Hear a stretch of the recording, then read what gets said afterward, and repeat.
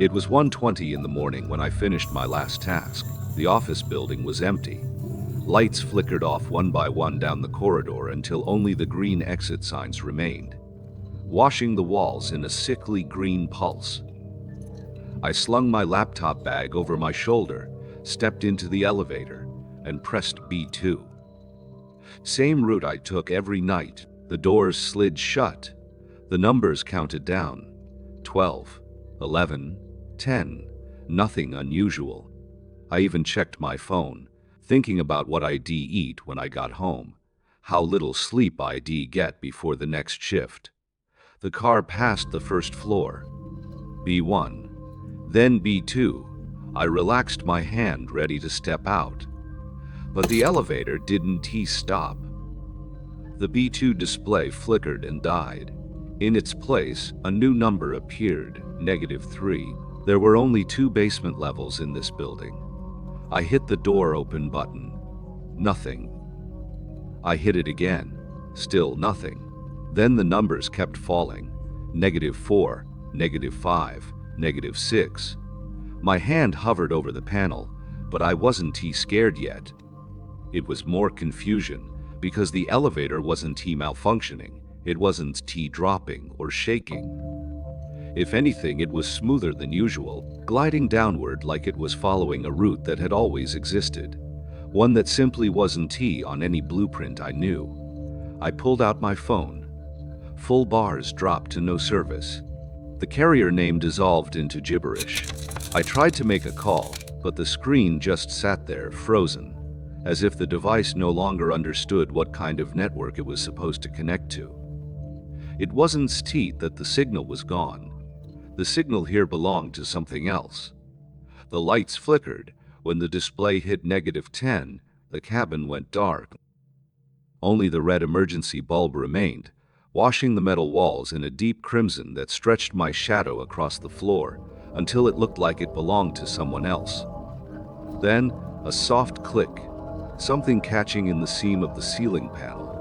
A laminated sheet of paper drifted down from the right corner and settled on the floor.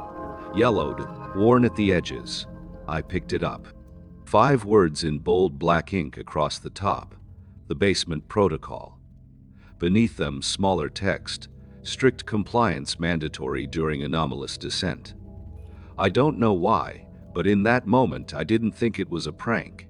When you're trapped in a metal box sinking through floors that don't exist, a piece of paper with instructions feels more terrifying than nothing at all. I opened it to the first page.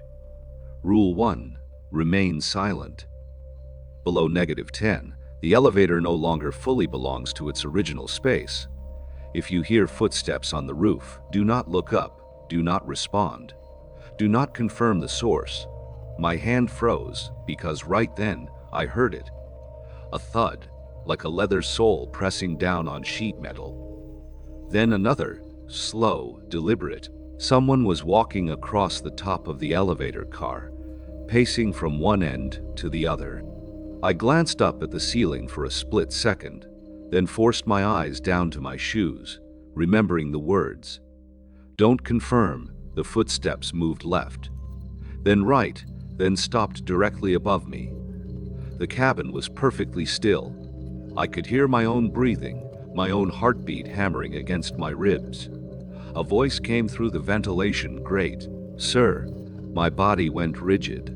I knew that voice. It was the building manager, the guy who sat at the front desk during the day, smiled at everyone, asked about the weather. Elevator malfunction. Please look up at the maintenance hatch. I didn't move, sir, it repeated, flatter now, like a cassette warping. Please look up. I stayed silent. And then the voice changed. It became my voice, my cadence, my exhausted lilt. Look up, it said. Sweat gathered in my palms. I didn't know how it could mimic me so perfectly, and I didn't know what would happen if I obeyed. But after a minute that felt like an hour, the footsteps returned, retreating across the roof, step by step until they faded into nothing. I stood there staring at my shoes, long after they were gone. The elevator continued its descent. -11, -12. It stopped at -13. The chime sounded. The doors opened. I expected darkness. I expected damp concrete and rust. Instead, I found a shopping mall. Bright, clean. Warm, the lights of a coffee shop were still on. Mannequins stood behind glass windows. The air smelled of freshly ground beans, dark roast with a hint of steamed milk. The exact same scent I passed every morning on the ground floor. But there were no customers, only staff. A dozen figures stood in the center of the atrium, wearing matching dark uniforms, all facing away from the elevator. Perfectly motionless, like mannequins someone had forgotten to pose. I looked down at the protocol. Rule 2, do not exit the elevator. A familiar scene does not mean you have returned to reality. If you are invited to leave, do not accept. Do not take anything that belongs to you. I didn't understand that last line yet. Then the figure at the front moved. His body stayed facing away, but his head began to turn backward. 90 degrees, 120, 150.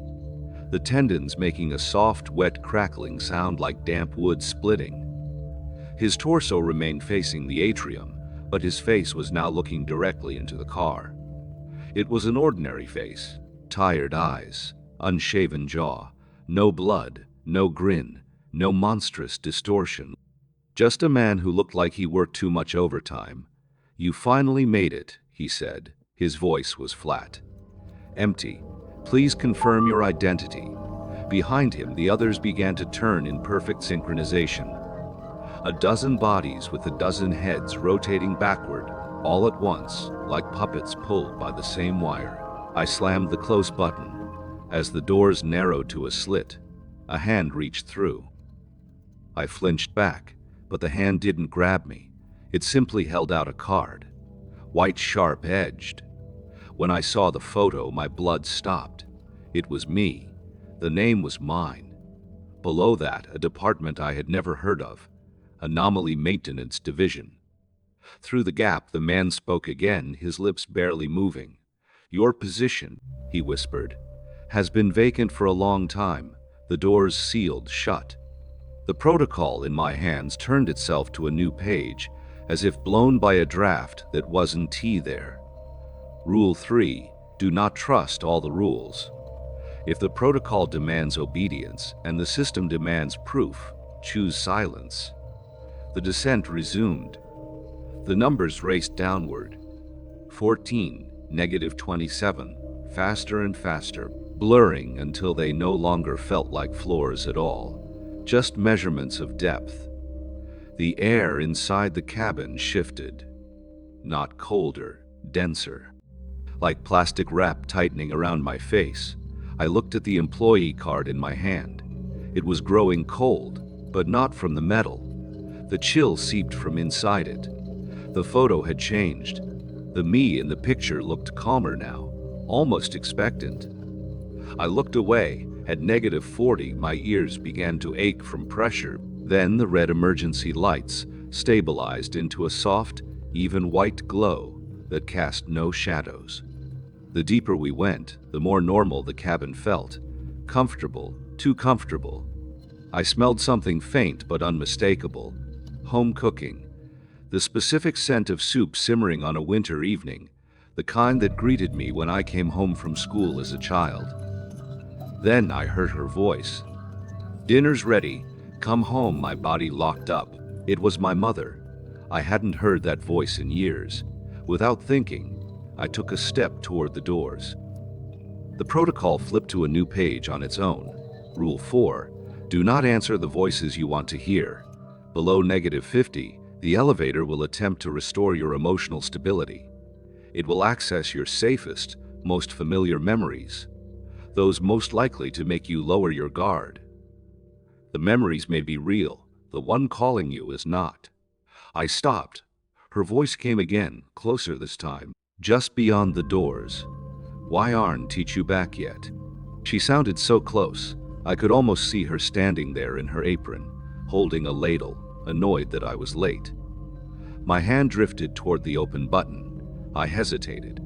What if it was really her? What if I let fear steal the last chance I'd ever have to see her again? The thought needled into my brain, making it impossible to think. My fingertip hovered a centimeter from the button. Then the intercom crackled. Identity verification initiated. The voice was mechanical, cold, distant. "Passenger, please state your name." The display lit up.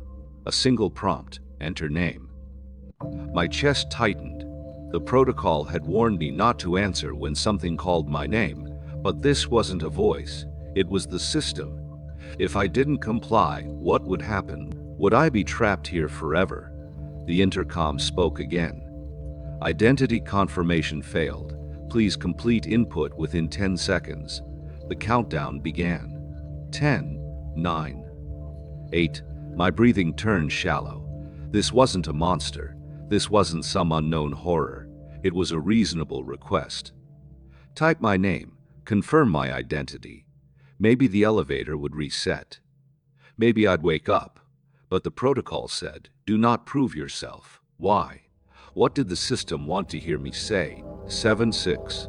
I looked at the card, my photo, my name, the anomaly maintenance division. If I entered my name, would I be accepting this? Accepting that the card was mine, that the job was mine, that this place and I had a formal relationship. 5-4. The countdown continued. 3. Then I saw it. At the very back of the protocol's final page, a line in smaller print, darker ink, like an afterthought. A true system does not require a passenger to prove who they are. I stared at the words. If this place really needed to confirm my identity, why did it already have my photograph? Why did it already know my name? Why did it need me to say it out loud? This wasn't verification. It was a contract. The moment I spoke, the moment I typed, I would no longer be a passenger. 2-1. The countdown ended. The cabin fell into a vacuum of silence. I had said nothing. I had entered nothing. A few seconds passed. Then the intercom activated again. But the voice had changed. It was no longer mechanical. It was my voice. My exact voice, down to the tremor of restrained panic. Verification failed, it said. Observation status retained. I didn't know what observation status meant. But in the next instant, gravity vanished. My body lifted off the floor. My keys, my phone, my bag, all of it floated around me. I gripped the handrail until my fingers went numb. In the ceiling's metal reflection, I saw another man standing behind me. Same clothes, same bag, same posture. But when I spun around, the cabin was empty. Just my bag rotating slowly in midair. I looked back at the protocol. Another line I had missed, printed small. Rule 5. Do not trust mirrors, reflections, or records. Near the archive, the system may generate preliminary records of you. Do not engage with them. I read it twice. For the first time, I understood. This place didn't want me dead. It wanted a copy. The elevator kept falling. The numbers vanished completely. The screen went black, held for a few seconds, then lit up with a single word: archive. The chime sounded. The doors opened. Outside was gray. No floor, no sky, no direction. Objects drifted in the void. An old city bus with blacked-out windows. Half a residential building with rebar twisting from the broken edge. A furnished office suspended in nothing. Street lamps, billboards. Fragments of reality, cut out and left to hover in silence. Not rising, not falling, just existing. I stood at the threshold, unsure what to fear. There were no monsters, no pursuit. Only a silence so complete, it felt like a physical weight. Near the elevator, a tag floated in the gray reality residual. Status purged. I looked deeper into the void. More tags, a car, a building, an entire street with lit signs and no people. This wasn't a basement. This was outside reality, a landfill for things that had been deleted, corrected, forgotten. but never fully erased, not destroyed. Filed away. I looked at my employee card. On the back, new text had appeared: Anomaly Maintenance Division. Probationary period complete. I turned to the last page of the protocol. A single line, unnumbered: if you see the archive, wait for return. Do not exit the elevator. Do not attempt to return to your original world. Complete the handover. I stared at those last two words. Complete the handover. In the distance, floating above a desk, I saw another card, identical to mine. I moved to the edge of the doorway and read it. The photo was me, but I was wearing a different uniform, standing in an office I had never seen. Below the photo, a serial number. It matched mine exactly, digit for digit. Before I could process it, the doors slammed shut. The next second, I was back. B2. The parking garage, fluorescent lights, cars, the familiar world. So normal, it was blinding. I almost ran out of the elevator, but my foot passed through the concrete like mist. I looked down. My body was fading, my hands, my clothes, my shadow. All of it turning translucent, like an image losing opacity. I hadn't returned to reality. I had only been sent back to see it one last time. Footsteps echoed from the garage entrance.